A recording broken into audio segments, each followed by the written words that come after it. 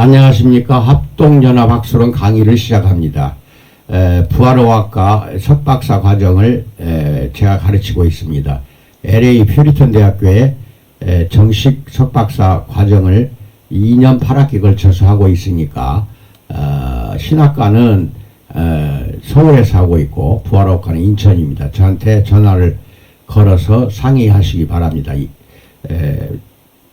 이게 다 목회에 도움이 됩니다. 부활어학과도. 크눔호텝 2세의 무덤 벽화, 아브라함은 어떤 옷을 입었을까에 대해서 오늘은 고고학적인 내용을 가지고 말씀드립니다. 구독과 알림 설정, 좋아요 이것은 좀 눌러주시기 바랍니다. 읽으면 설명하죠.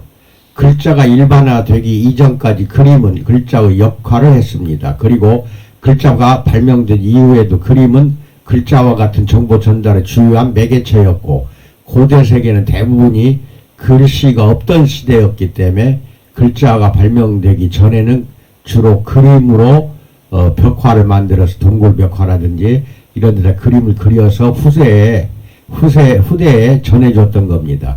그림이 담고 있는 정보는 글자가 전달하는 정보보다 훨씬 더 시각적이고 구체적이었습니다. 예를 들어서 한 사람의 외모를 표현할 때 글자는 분명한 한계를 가지고 있습니다. 그 외모에 대해서 말로 글로 표현하려면 힘들어요. 그러나 그 사람의 외모를 그림을 그려 놓으면 한 사람의 외모를 서술하는 몇십 문장보다도 훨씬 효과적으로 그 사람의 외모를 묘사하고 있습니다. 그래서였을까요? 고대 메소포타미아와 이집트 사람들은 글과 그림을 거의 함께 병행하여 기록했던 것입니다. 특별히 이집트 사람들은 글과 함께 그 상황을 그림으로 생생하게 표현하는 데 탁월했습니다.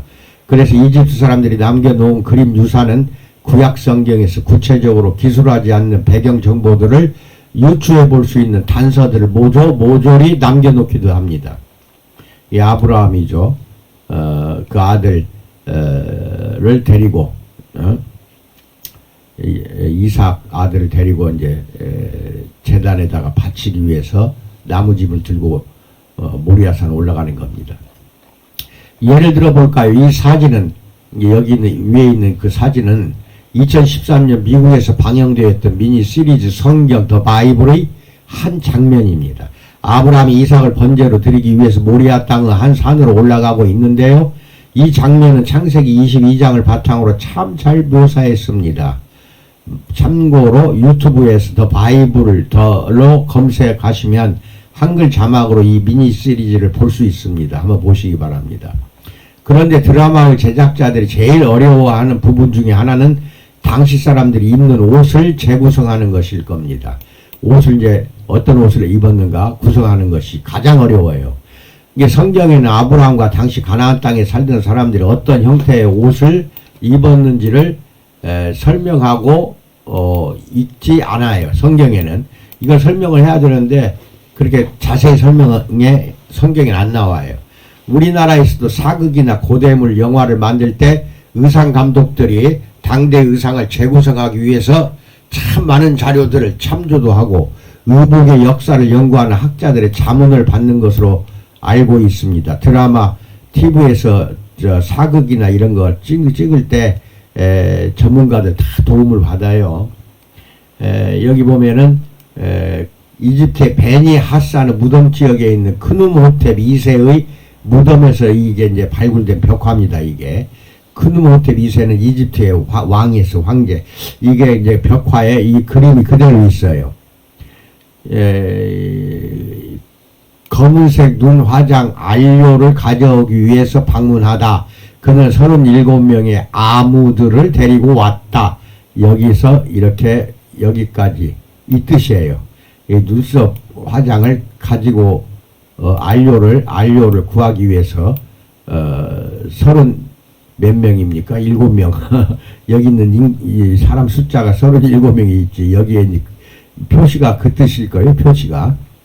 그리고 이거 호위되고 여기 이 두 사람이 그 다음에 창과 풀무를 지고 가는 당나귀, 풀무예요. 풀 때는.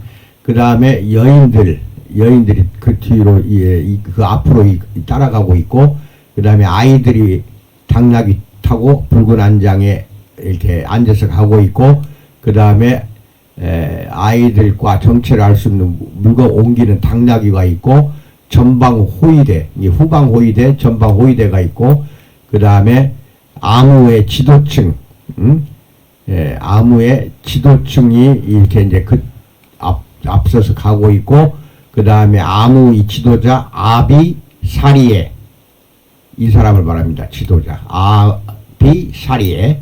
그 다음에 이집트 사람들 왕궁의 고위관리 네페르호테프고, 동부 사막 지역의 경찰 캐티가 나오고, 이제 이렇게 한 것을 이제 그림으로 표시해서 이렇게 후대에다 알려주고 있죠. 국학자들, 우리나라 국학자들은 책이나 병풍, 족자나 묘실의 벽화 등 남아있는 그림들을 바탕으로 해서 고대 의상들을 재구성해냅니다. 그런데 구약 성경에는 어떤 그림도 없어요. 이게 이제 문제죠.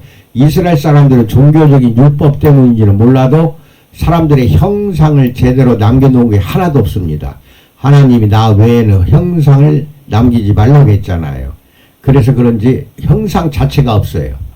그래서 예수님 시대 옷을 재구성할 때에는 베두인이라는 사막의 유목민족입니다. 베두인이라고 불리는 유목민들의 전통 의상을 밑그림으로 삼아서 로마 사람들은 옷을 참조하고 로마에 남겨있는 벽화나 그림들로 색을 입혀 옷을 재구성한다. 이게 참 까다로워요. 예수님이 나오는 영화 있잖아. 영화의 그 옷들은 다 이렇게 해서 찾아내서 재구성한 것입니다. 그런데 예수님의 시대보다 대략 2000년 전, 이건 아브라함 시대예요. 아브라함 시대의 옷은 도대체 어떻게 복원할 수 있냐? 복원 도저히 어떻게 할 수가 있냐? 성경에 남아있는 것도 없는데. 근데 감사하게도 이집트 나일강 중류의 베니 하산이라는 곳의 묘지 구역에서 아브라함 시대의 가나안 지역에서 온 사람들, 즉 이집트 사람들의 눈에는 가나안 사람들과 아브라함 사람들의 차이가 없었어요. 묘사해 놓은 벽화가 발견이 된 겁니다. 아브라함 시대의 가나안 사람들 옷의 벽화.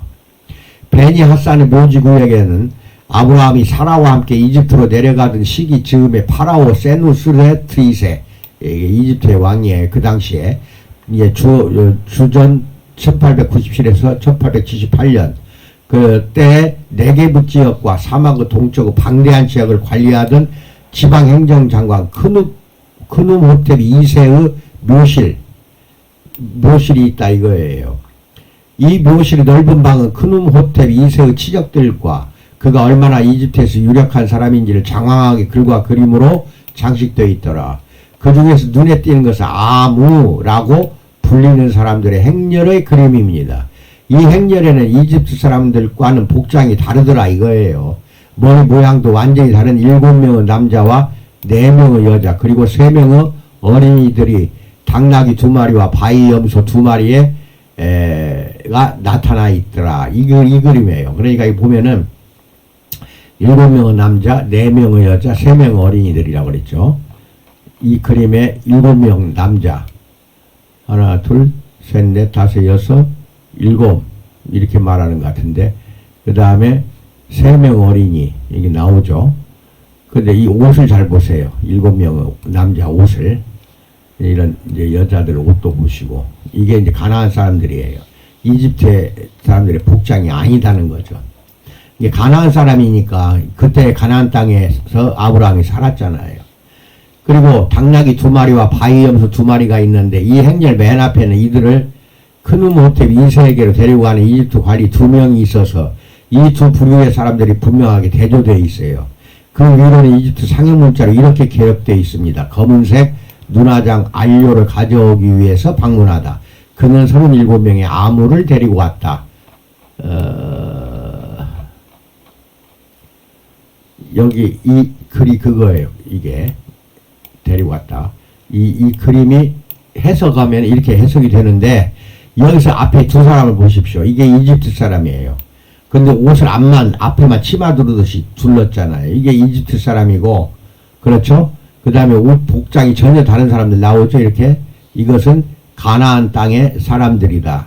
가나안 땅에 37명 아무들을 데리고 왔더라. 눈화장을 구하기 위해서. 그럼 여기 보면 이 지중해였고 그 당시에 아무가 살던 가나안 지역입니다. 이게 이 아무들을 37명 데리고 왔다. 이 가나안 땅이죠 여기가. 그 다음에 이집트에서 가자 기자 지구 하부 이집트. 그 다음에 베니하산이 여기입니다. 베니하산 여기에서 발굴이 되었고 동부 사막이고 상부 이집트라고 합니다. 룩소르가 있고 이 아무라고 불리는 사람들이 누군지에 대해서는 학자들마다 조금씩 의견이 다르지만 모든 의견들을 종합해 보건대 요단강 건너 모압과 암몬 지역을 포함하여 가나안을 비롯한 지중해 동편 시리아에 이르기까지의 해안 지역에 거주하던 사람들, 이게 지중해 연안에 있는 가나안 사람들을 지칭한다고 말할 수가 있다. 이 벽화에는 친절하게도 아무들을 이끌고 온 지도자의 이름이 쓰여 있는데 그 이름은 아비샤리에라 또는 아비샤르라고 한다. 전형적인 세모족 히브리어가 셈족 언어입니다. 이름이 전형적인 셈족 언어, 이게 아브라함이 속해 있는 셈족 언어로 아비샤르라고 써져 있더라. 그러나 아브라함을 포함하여 가나안 지역을 기준으로 위아래의 방대한 지역에 살던 셈족들이 아무들이 되겠다 이 말이에요. 그런데 이 사람들이 입은 옷을 보면 모두가 한쪽 어깨가 드러나 있어요. 그리고 옷에 새겨진 문양도 기하학적이고 화려합니다. 이런 옷은 메소포타미아 사람들의 일상적인 옷의 형태였더라 이겁니다. 그러면은 쿠누모텔 이세의 묘실 벽화를 근거로 이렇게 말할 수 있겠습니다. 가나안에 살던 아브라함의 머리 모양은 이집트 사람들과는 달리 턱수염을 기르고 머리를 둥글게 깎았으며 메소포타미아 영향을 받아서 한쪽 어깨가 드러난 긴 옷을 입었더라. 이것이 이제 아브라함의 옷이 이렇지 않았냐 추정해서 발견해낸 겁니다. 자, 그렇다면 미니시리즈 성경에 나오는 아브라함과 이삭의 옷은 고고와 그 고증에 근거하자면 시대를 제대로 반영한 옷이라고는 말할 수 없다 이 말이에요. 이제 드라마를 보시면 아시겠죠. 여기 이제 위에 그림을 마지막으로 한번 더 봅시다. 이게 참 재미있잖아요. 이런 거 알면은. 저 보면 다 어깨가 드러나 있죠. 이게 아무 사람들이에요. 이게 이제 가나안 사람들. 한쪽 어깨가 드러나 있고 아주 세밀하게 옷을 입었어요. 잘 엮어서 잘 짠 옷이잖아요. 이 여자들은 또 이런 모습이고 그러죠. 어깨가 한 사람은 드러났네. 남자들은 다 철저하게 어깨가 드러났다 하는 것도 알고 계시기 바랍니다. 여기까지 고고학적인 문제를 가지고 말씀을 드렸습니다. 다소 이해가 안 되는 것은 이 글을 2번, 3번 읽어보시기 바랍니다. 밴드에다가도 올려놓겠습니다. 감사합니다. 코로나 조심하시기 바랍니다.